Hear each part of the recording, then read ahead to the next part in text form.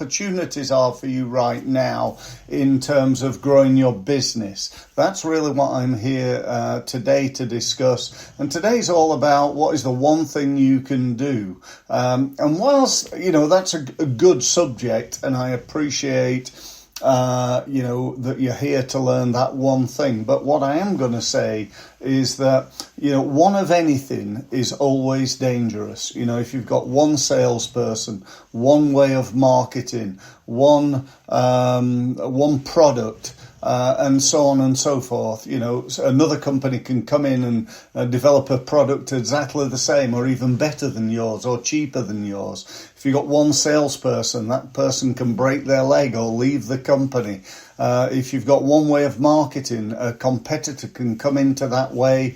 You could have, for example, Google AdWords and do something wrong without you ever knowing, and Google ban you, and all of a sudden, your lead generation falls off a cliff. So, there are many ways and ideas and ways in which you can market yourself, and it's really important to do that. Now, let me just tell you a little bit about what I'm doing. I'm on here every day on LinkedIn Live, Facebook Live, and on YouTube Live. I'm also live today on my podcast. So what that actually means is I'm live on over 30 radio stations. I'm live on iTunes. I'm live on Spotify, and I'm also live on Amazon Music. Now, I don't know about you, but that just blows my mind, I can remember when I first started out in business was actually 28 years ago, before the internet was even invented, I think. To get my message out to, even 1,000 people involved 1,000 envelopes and 1,000 letters and loads of printing and, so on and so forth. And now, I dread to think how many people are watching today. When I say I dread to think, I'm actually inspired to think. I know my podcast gets around 7,000 not views, listens, for lack of a better word. 7,000 people listen to my podcast every single time it goes out. This LinkedIn Live and Facebook Live and YouTube Live will be live forever. I'm live now, but this will go on forever. And the reason I'm telling you this is not to impress you, it's to impress upon you. Your biggest problem and my biggest problem is the word obscurity. We're not known by enough people, unless you work for Nike or Vodafone or, any of those big, Apple or, any of those companies. They're known throughout the world. My business ain't. And if you run a small business, you're probably the same. Now, maybe we don't want worldwide domination that somebody like Apple's got.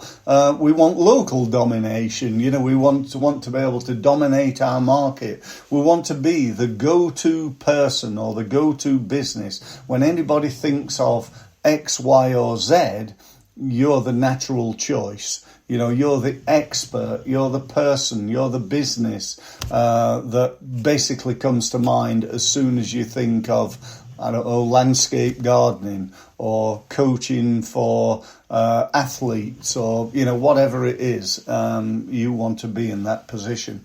So today I'm going to talk to you about something that you already know about, to be honest, but I'm going to do it in a way that I think is a little bit different and really will get your mind open to the opportunity, because I believe this particular subject is a subject that is, A, it's potentially powerful, B, it's often not done very well, and C, it's not really thought about in the way that it could be. If we grouped it all together, what we're going to be talking about, it'd be under PR or public relations. But I don't know whether you're turned on or turned off by that, but whichever way, stick with me, because I'm sure you're going to get some great ideas and ways in which you can grow your business. Now, the first one, when anybody says PR, people think of a different PR, and that is press releases. and you've probably done that. You probably thought, I've done this, Steve. Don't come along to learn about press releases. But, my point being, I got several points. One is, are you doing this on a regular basis? Because you're probably not. If you're like most business owners, they've done a few press releases and not really got anywhere, and so either given up or they do it occasionally. And honestly, guys, I can put my hand well and truly up here. I'm like that right now. I've not done a press release, I don't know, for 6 months, something like that, which is a terrible thing to admit, but it is true. But it's something I'm definitely going to rectify. So, there's the number of press releases, the quality of the press release. Is it like, Steve's moved office? That's not exactly earth-shattering news that's going to get on the front of the Times newspaper or something, So we need to think about what we're writing and making sure that we're writing good stuff. And obviously with sites like ChatGPT, not suggesting that you use that solely for your press release, but, use it as a good start. Somebody told me recently that ChatGPT is like having a really enthusiastic employee. The trouble is they're not very good. And if you were dealing with or managing a really good employee that wasn't very good, how would you manage that person? You'd probably manage them in a way that you'd be very specific about what you told them to do. You'd want to be very focused. You wouldn't want them going off on a tangent. You wouldn't want them to say, write me a press release, because it probably wouldn't be very good. So you'd need to fill them in and give them loads of detail. And then when it's finished, you'd check it to make sure it's as good as could be, or as good as you want it. So they said that's how you deal with ChatGPT, and I thought that was really good advice, actually. So there's that. So what you write. The third element of this press release opportunity is to grow your database. How many people, if you sent out a PR article right now, a press release to the media, how many people would it go out to? How many people would it go out to? Any newspapers, magazines? Would it go online? What knowledge do you have of those publications? Do you have the name of the editor? Do you have their email address? And literally, how many could it go out to? Because, I know, for example, that there are 78,000 reporters, people who are wanting our stuff in the UK. Now, not all of them, because some of them write on specific stuff. They write in finance magazines, they write in sports magazines, and so on. So me sending my business article to them probably wouldn't be of that much value. But that is definitely, one of the things under this banner that we're talking about on PR that you could or should be doing and doing well. The next one is what I've already spoken about, and that is podcasts. If you're not guesting on people's podcasts, then my question is, why the hell not? I'm on somebody's podcast I think it's next Tuesday, and she's got 246,000 subscribers. So if I want to get myself in front of, let's say, I don't know, even quarter of them actually listen to my interview when she's interviewing me on her podcast. Or let's say even if it's only like 5,000 of them, which surely it's going to be a lot more than that with 148,000 subscribers. What's that going to do for me? Well, it's going to help me to start the process or continue the process of reducing my biggest problem, which is obscurity. It'll get me in front of, several or many thousands and thousands of people who right now don't know the name Steve Mills, never heard of Results Mastery, don't know me from Adam. Okay, so this is really, really powerful, and we should really, really be trying to do this, trying to get in front of people on podcasts. Now, that's all well and good, but we also need our own podcast. You know, I've just said to you, my podcast gets roundabout, it's actually 7,000 to 10,000 people every single time I do it. And I say that laughing because I can't believe it. How cool is that? You know, and why is that? Well, it's mainly because it's on iTunes, Amazon Music, and Spotify, the three of the biggest websites in the world. You know, and people see it on there, and they read it, listen to it. They listen to it, don't they? Yeah, they listen to it on there. There's different media, and you know, so it's really, really, really powerful. And again, you know, I've set things up on my podcast so that when I do a podcast, yes, it goes out to those big three. It goes out to 30 odd media sites, a load of radio stations. It also goes out uploaded automatically into YouTube. I then share it on LinkedIn, Facebook, Twitter, Instagram, and then I add it to my website, I add it to my blog, and I can be doing that every day for the next however long I want to do it for. So, you know, there's great value in this. And, you know, this is like radio advertising was years ago, but I can now do it for free. You know, what is all this cost you, by the way? What does, you know, sending an email out to a media database with your article on it cost? Literally nothing other than a bit of time. What does a podcast cost? Okay, there's a little bit of a cost. I think I pay something like $120 a year. And every time I do a podcast show, I get 7,000 views. That ain't a bad return on investment, is it?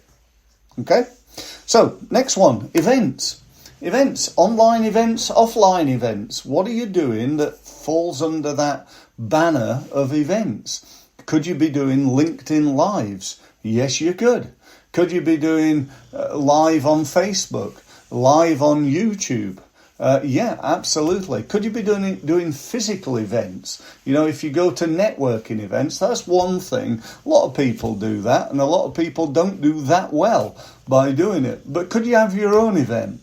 Because if you do, that position you above everybody else. You get to stand up at the beginning. You get to welcome everybody to it. You know, everybody knows you. You know, it is so much more powerful than just, you know, sitting there and being one of 50 people in the room. So run your own events, whether that's online, on Zoom, on a webinar, on a LinkedIn Live or a Facebook or YouTube Live, however you do it. I think that's absolutely fantastic.